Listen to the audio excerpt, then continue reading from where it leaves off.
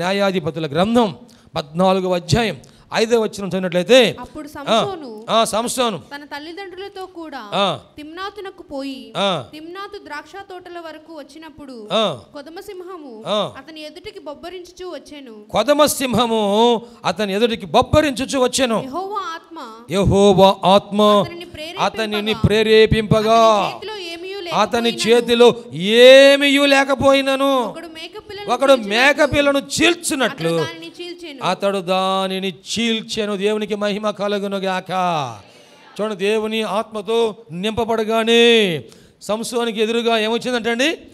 కొదమసింహము. దేవుని ఆత్మతో నువ్వు నింపబడినప్పుడు సైతానికి ఎదురుగా రావచ్చేమో. గమనించారా? ఎందుకు దేవుడు సైతాన్ని అనుమతిస్తాడు? యేసు ప్రభువు వారు ఉపవాస ప్రార్థనలు 40 పగళ్ళు 40 రాత్రులు 40 దినములు గడిపిన తర్వాత ఆయన దగ్గరికి ఎవరు వచ్చారంట? అపవాది వచ్చాడు, శోధకుడు వచ్చాడు. వచ్చి ఏం చేస్తున్నాడంట? యేసు ప్రభువు వారిని శోధిస్తున్నాడంట. నీకు ఆకలితో ఉన్నావు కదా, 40 దినాల నుంచి ఏం తినలేదు, ఆకలి అవుతుంది కదా. ఏమండి, ఆత్మసిద్ధమే కానీ శరీరము, మన ఉపవాసం ఆత్మకి శరీరానికి పెడుతున్నాం కదా.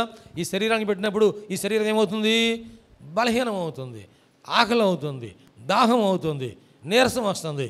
ఇప్పుడు ఈ రాళ్లను రొట్టెలుగా చేసుకొని తినమని సైతాను శోధిస్తూ ఉన్నాడు. ఒకటేమో ఆహార విషయంలో, రెండవది ఏమో ఘనత విషయంలో కదండి, మూడవదేమో ఆయన అధికారం విషయంలో. దేవుడు ఆ ప్రభువారిని సైతాను శోధించా ఉన్నాడు. అయితే యేసు ప్రభువారు వాక్యమనే ఖడ్గముతో సైతాన్ని జయించారు. దేవునికి మహిమ కలుగును గాక. ఇప్పుడు సంసోను ఆత్మ రేపుతా ఉన్న సమయంలో అతను ద్రాక్ష తోట దగ్గరికి వచ్చేసరికి ఒక తోటలో నుంచి సింహం ఎదురుగా వచ్చింది. ప్రియ దేవుని బిడ్డలారా, ఆ సింహాన్ని అతని చేతిలో ఏమీయూ లేకపోయినను. దేవునికి మహిమ కలుగును గాక. సింహంతో పోరాటం చేయాలంటే ఏం కావాలి? ఏం కావాలండి? ఏం కావాలి చెప్పండి అమ్మా మీరు. మీకేం కావాలి? సింహం మీకు ఎదురవుతుంది, మీకేం కావాలంటే ఏం కోరుకుంటారు? సింహం ఎదురు వస్తుంది, మీకేం కావాలి? ఏ ఆయుధం కావాలి? సింహం ఎదురు వస్తే మీరు ఏం తీసుకెళ్తారు? ఏం తీసుకెళ్తారు చెప్పండి? అట్లగా తీసుకెళ్తారా? పప్పుకు తీసుకెళ్తారా? ఏం తీసుకెళ్తారు? నాకైతే ప్రభా AK-47 కానీ నేను అసలు నాకు గురి తప్పకుండా మొత్తం తిప్పితే చాలు, మొత్తం సింహం కదా. ఇక్కడ సంసోను చేతిలో ఏమీయూ లేకపోయినను. సంసోను చేతిలో ఏమీయూ లేకపోయినను. చాలాసార్లు మనం అనుకుంటూ ఉంటాం, ప్రభువా నాకు రక్షణ ఇచ్చావు, నీ ఆత్మతో అభిషేకించావు, కానీ నా చేతిలో ఏమీ లేవయ్యా, ఏమీ లేవు ప్రభువా. చేతిలో డబ్బులు లేవు నాయనా, చేసుకునే పని లేదయ్యా, చేతిలో ఉద్యోగం లేదు, వ్యాపారం లేదు, ఇదిగో నా చేతిలో ఏమీ లేని వ్యక్తిగా నేను మిగిలిపోయాను ప్రభువా. కానీ ఏమీ లేకపోయినా కానీ నీకు తోడుగా పరిశుద్ధాత్మ దేవుని ఇచ్చాడు. దేవునికి మహిమ కలుగును గాక. లోకంలో మిమ్మల్ని నేను అనాథలుగాను విడిచిపెట్టలేదు, మీకు ఆదరణకర్తను పరిశుద్ధాత్మను మీకు ఇచ్చాను. ఏమీ లేదనుకున్న సమయంలోనే ఆదరణకర్త ఆయన మనల్ని ఏం చేస్తాడండి? బలపరుస్తాడు. ఏమీ లేకపోయినా సరే, ప్రభువా నన్ను సేవకు పిలిచావయ్యా, నా చేతిలో ఏమీ లేదు నాయన, నేను ఎలాగున సువార్త చెప్పగలను, ఎలాగున సంఘానికి కట్టగలను, ఎలాగున మందిరానికి కట్టగలను, ఇదిగో ఎలాగున పరిచర్య చేయగలను, ఇదిగో టీవీ మినిస్ట్రీ చేయాలంటే చాలా డబ్బులు కావాలి ప్రభా, నా చేతిలో ఏమీ లేవయ్యా. సువార్త ప్రకటించాలంటే మందిరానికి స్థలం కొనాలంటే చాలా డబ్బులు కావాలి ప్రభా, నా చేతిలో ఏమీ లేవు. మందిరం కట్టాలంటే చాలా డబ్బులు కావాలి ప్రభా, నా చేతిలో ఏమీ లేవు. చేతిలో ఏమీ లేకపోయినా తల మీద ఏముండాలి? అభిషేకం ఉండాలి. దేవునికి మహిమ కలుగును గాక. చేతిలో ఏమీ లేకపోయినా సరే సంసోను ఆ సింహం మీదకి, ఆ సింహం ఎలా దూకిందో సంసోను కూడా అలాగే దూకాడంట. దేవునికి మహిమ కలుగును గాక. ఆ సింహము నోరు పట్టుకొని ఒక మేకపిల్లను చీల్చివేసినట్టుగా ఆ సింహాన్ని చీల్చాయంట. ఎలాగా అంటే కేవలము పరిశుద్ధాత్మ శక్తి ద్వారా, బలము ద్వారా. గట్టిగా చప్పట్లు కొడుతూ యేసయ్యకు, పరిశుద్ధాత్మ దేవునికి మహిమ కలుగునుగాక.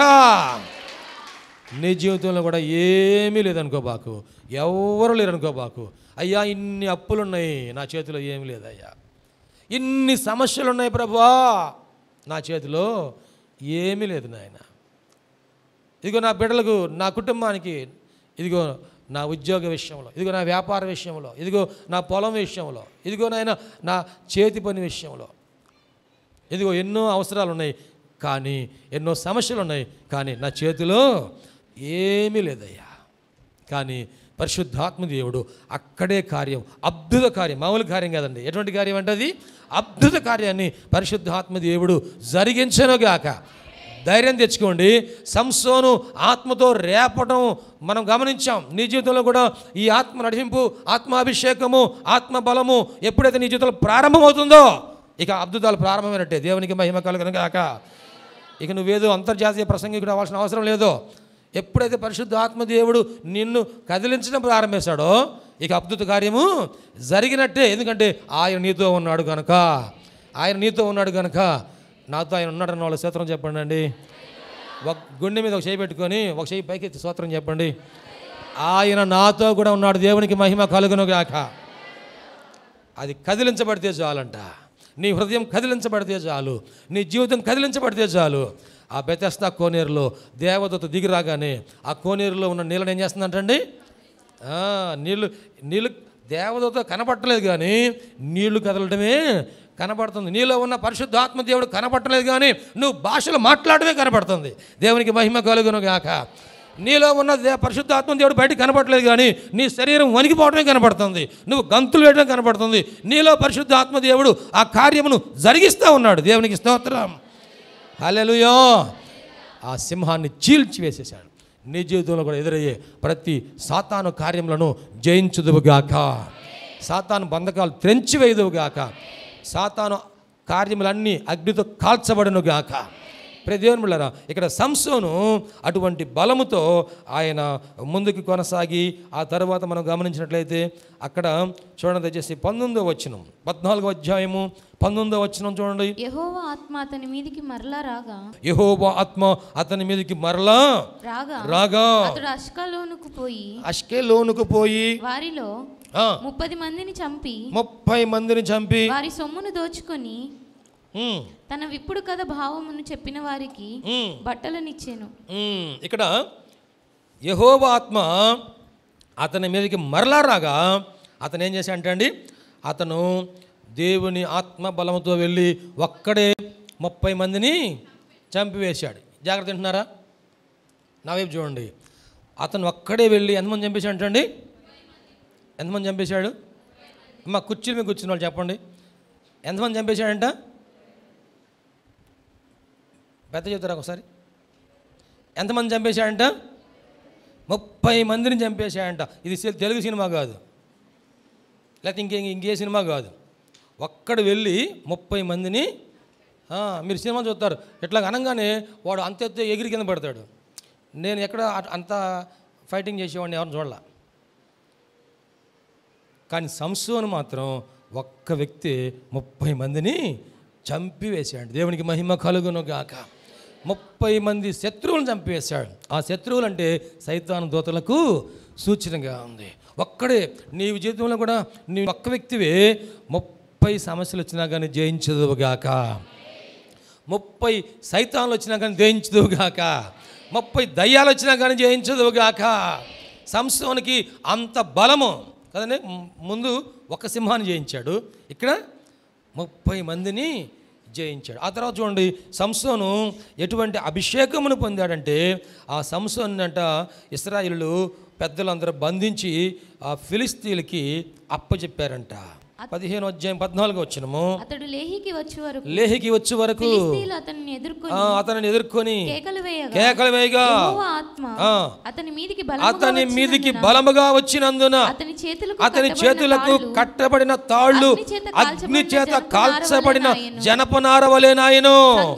సంకెళ్ళను అతని చేతుల మీద నుండి విడిపోయిను. గాడిద యొక్క పచ్చి దవడ ఎముకను కనుగొని చెయ్యి చాచి పట్టుకొని దాని చేత 1000 మంది మనుషులను చంపాను. గట్టిగా చప్పట్లు కొడుతూ దేవునికి మహిమ చెల్లిద్దామా. మొట్టమొదట ఒక సింహాన్ని చంపేశాడు, తర్వాత 30 మందిని చంపేశాడు. ఇప్పుడు ఇశ్రాయేలు పెద్దలందరూ వచ్చి అయ్యా ఆ ఫిలిస్తీన్లు మమ్మల్ని అందరం చంపేస్తా ఉంటున్నారు, నిన్ను మేము చంపం, నిన్ను బంధించి వాళ్ళకి అప్పచెబుతాం, ఆ తర్వాత నువ్వేం చేస్తావు నీ ఇష్టం, లేకపోతే మమ్మల్ని చంపేస్తా ఉంటున్నారు. అప్పుడు సరే నన్ను బంధించండి అన్నాడు. ఆయన కట్టేశారు, తీసుకెళ్ళి ఎవరికి అప్పచెప్పారు? ఫిలిస్తీన్లకు అప్పచెప్పారు. ఇప్పుడు ఫిలిస్తీన్లు ఎప్పుడైతే వాళ్ళు పట్టుకొని వెళ్తున్నారో వారు ఏమనుకుంటున్నారు? మాకు ఈ సంసోను దొరికాడు అని సంతోషంగా ఏం చేస్తున్నారంట? వాళ్ళందరూ కేకలు వేస్తున్నారంట. జాగ్రత్త, ఒక్కోసారి నీవు బంధకాల్లో ఉన్నప్పుడు సైతాను ఆనందంతో కేకలు వేస్తూ ఉంటాడు. సైతాను ఆనందంతో కేకలు వేస్తుంటాడు. ఎందుకంటే నువ్వు బంధించబడి ఉన్నావు, నువ్వు ఇక బయటికి రాలేని స్థితిలో ఉన్నావు, నువ్వు మా చేతిలో దొరికావు అని సైతాను అనుకుంటూ ఉంటాడు. కానీ ఎప్పుడైతే సైతాను ఆనందంతో కేకలు వేస్తున్నాడో దేవుడు చూస్తూ ఉన్నాడు. సంసోని మీదకి తన పరిశుద్ధ ఆత్మను బలముగా పంపించెను. దేవునికి మహిమ కలుగును గాక. ఎక్కడ నువ్వు బంధకాల్లో ఉంటావో, ఎక్కడ బాధలో ఉంటావో, ఎక్కడ సమస్యలో ఉంటావో, ఎక్కడ కష్టంలో ఉంటావో, ఎక్కడ కన్నీళ్ళలో ఉంటావో అక్కడే దేవుడు తన పరిశుద్ధాత్మను అత్యధికముగా నీ మీద కుమ్మరించే దేవుడై ఉన్నాడు. దేవునికి స్తోత్రం. అగ్నిగుండంలో ఉన్నారు, ఎంత బాధలో ఉన్నారు కదా, ఇక ప్రాణం పోతుంది అని లోపలికి పడవేయబడ్డారు. కానీ అక్కడే దేవుడు తన యొక్క అభిషేకాన్ని వాళ్ళ మీద కుమ్మరించారు. అగ్నిలో ఉన్న వాళ్ళకి చల్లగా ఉంది. దేవునికి మహిమ కలుగును గాక. అగ్ని వారిని ఏమీ హాని కూడాను చేయలేదు.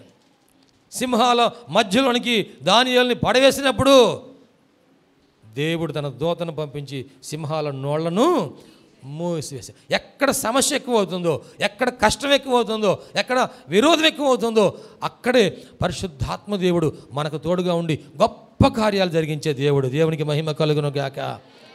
చాలాసార్లు మనం విశ్వాసులు కుంగిపోతూ ఉంటాం. అయ్యో నేను బంధించబడ్డాను, అయ్యో నాకు కష్టాలు ఎక్కువైపోయినాయి, అయ్యో నా అనారోగ్యం ఎక్కువైపోయింది, నా కుటుంబంలో సమాధానం లేదు. చాలాసార్లు మనం అనేక బంధకాలతో బంధించబడతా ఉంటాం. ఇక సాతాను నవ్వుతూ ఉంటాడు. మన చుట్టుపక్కల ఉన్న అన్ని జనులు కూడా ప్రార్థన ప్రార్థన అని పోయారు, కానీ ఏమైంది? ప్రార్థన ప్రార్థన అని తిరుగుతున్నారుగా, బైబిల్ పట్టుకున్నారుగా, బాప్తీసం తీసుకున్నారా పుచ్చుకున్నారా? ఏమండి, బాప్తీసం పుచ్చుకున్నారుగా, తీసుకున్నారుగా, అనేక రకాలుగా నవ్వుతూ ఉంటారు. కానీ అక్కడే పరిశుద్ధాత్మ దేవుడు గొప్ప కార్యాలు జరిగించే దేవుడు. దేవునికి స్తోత్రం. చూడండి, ఇప్పుడు అక్కడ సంసోను మీదకి దేవుని ఆత్మ దిగిరాగానే బంధకాలన్నీ ఏమైపోయినట్టండి? తాళ్ళని ఏమైపోయినాయంట? ఎవరన్నా కోసారా? ఎవరన్నా తీశారా? ఏమండి, ఏమీ లేదు. ఆ బంధకాలు అన్నీ కూడాను, ఆ తాళ్ళన్నీ కూడా అగ్ని దహించి వేసినప్పుడు అగ్ని దహించినటువంటి జనపన్నారలాగా సుర సుర సుర సుర సుర మొత్తం కాలిపోయింది. దేవునికి మహిమ కలుగును గాక. హల్లెలూయా. పత్తి తీసుకొని మీకు దాన్ని నొప్పి పెట్టండి, ఏమైపోయింది? దూదంతా ఏమైపోయిందండి? చూస్తూ ఉండగానే రెప్పపాటులోనే మొత్తం కాలి. నీ బంధకాలు కూడా అటువంటివే. దేవునికి మహిమ కలుగును గాక.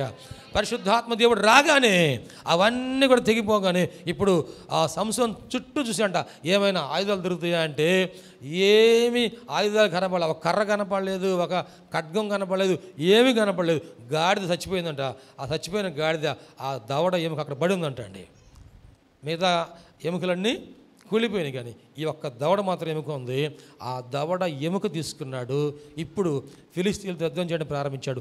1000 మందిని హతమార్చెను. దేవునికి మహిమ కలుగును గాక. వారిలో ఒంటరైన వాడు 1000 మంది ఎగును. దేవునికి మహిమ కలుగును గాక. ఇప్పుడు చూడండి, ఇప్పుడు 1000 మందిని చంపేశాడు. చివరిసారిగా అతను గుడిలో ఉన్నప్పుడు, బంధించబడినప్పుడు అతను ఎంతమంది చంపేశాడంట? 3000 మందిని. మొట్టమొదట ఒక సింహాన్ని చంపాడు, ఆ తర్వాత 30 మందిని చంపాడు, ఆ తర్వాత 1000 మందిని చంపాడు, ఆ తర్వాత 3000 మందిని శత్రువులను, సైతాను దూతలను, పిల్ల దయ్యాలు, పెద్ద దయ్యాలు మొత్తాన్ని ఎన్ని దయ్యాలంటండి? 3000 మంది. కొంతమంది ఉపవాస ప్రార్థన చేయని వారు పిల్ల దయ్యాన్ని చూస్తేనే భయపడతారు, కానీ ఉపవాస ప్రార్థన చూసేవారు మాత్రం ఆ సైతాను ముత్తాత వచ్చినా సరే భయపడే పనే లేదు. దేవునికి మహిమ కలుగును గాక. వారిలో ఒంటరైన వాడు 1000 మంది. దేవునికి మహిమ కలుగును గాక. మనందరూ కూడా నీ పాట పాడుతుంటాం కదా, నేను ఉండలేనయ్యా, నే బ్రతకలేనయ్యా.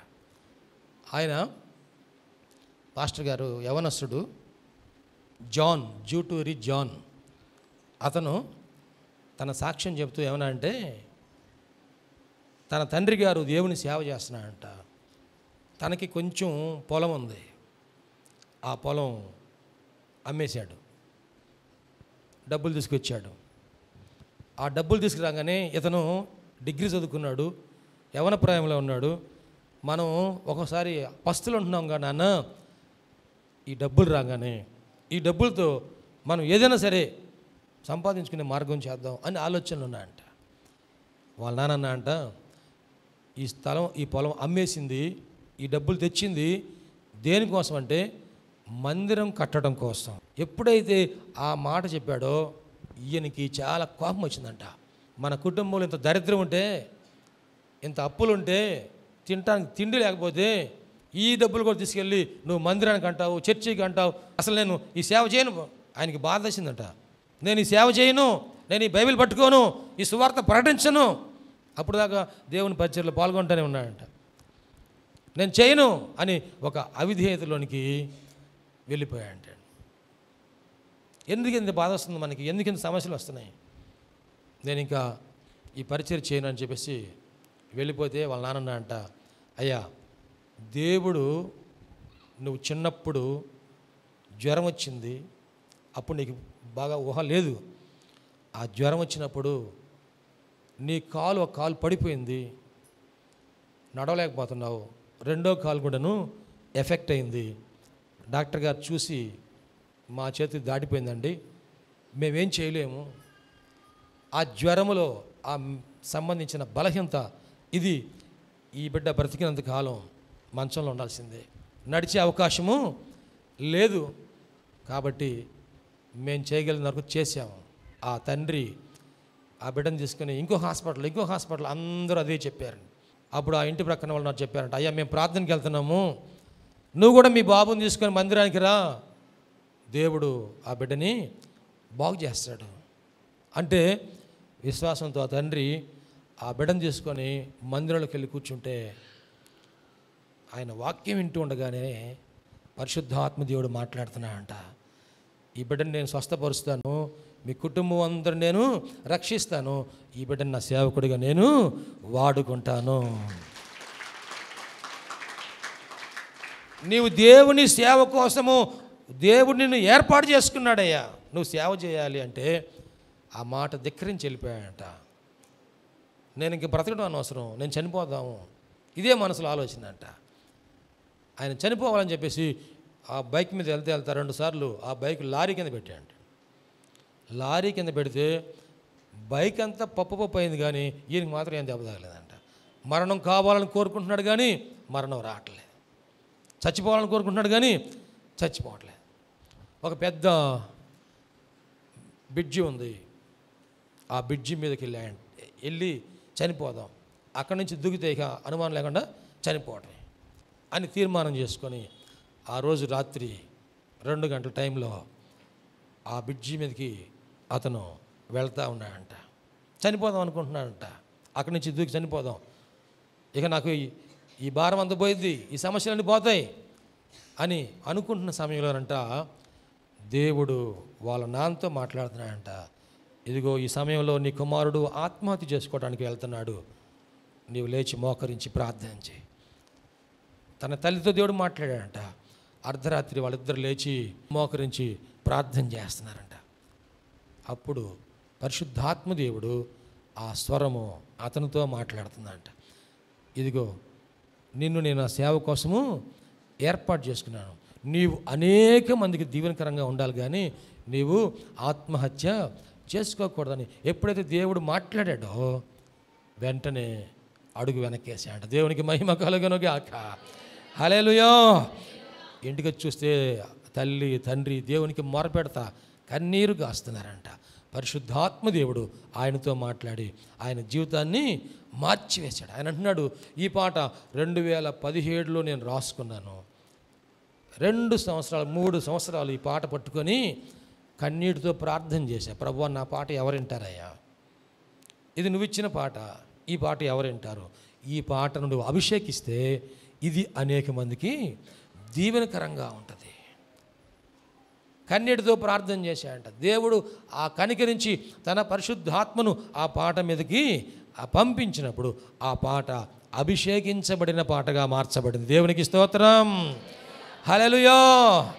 ఆ పాట అభిషేకించబడింది కనుకనే ఈరోజు అనేక మంది ఆరాధన చేస్తూ ఉన్నారు, పాడుతూ ఉన్నారు, కన్నీరు గారుస్తున్నారు, ఆ పాటతో ఆనందిస్తూ ఉన్నారు. ప్రియ దేవుని బిడ్డలారా, పరిశుద్ధాత్మ దేవుడు నీ యొక్క హస్తాన్ని అభిషేకిస్తే చాలు, పరిశుద్ధాత్మ దేవుడు నీ గృహాన్ని అభిషేకిస్తే చాలు, పరిశుద్ధాత్మ దేవుడు నిన్ను అభిషేకిస్తే చాలు, అంతకు మునుపు లేని గొప్ప కార్యాలు మనము జీవితంలో చూడగలుగుతాం. సంసోను జీవితంలో ఆయనను రేపుటకు ప్రారంభించిన పరిశుద్ధాత్మ దేవుడు ఆయనను బలముగా అభిషేకించి తన కొరకు మహిమ కొరకు ఆయనను వాడుకున్నాడు. దేవునికి స్తోత్రం.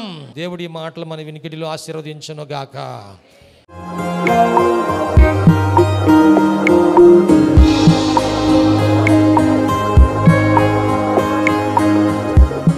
ప్రభునందు ప్రియ దేవుని బిడ్డలారా, ఇంతవరకు దేవుని వాక్యం విన్నందులకు ప్రభునామమున వందనాలు తెలియజేస్తున్నాం.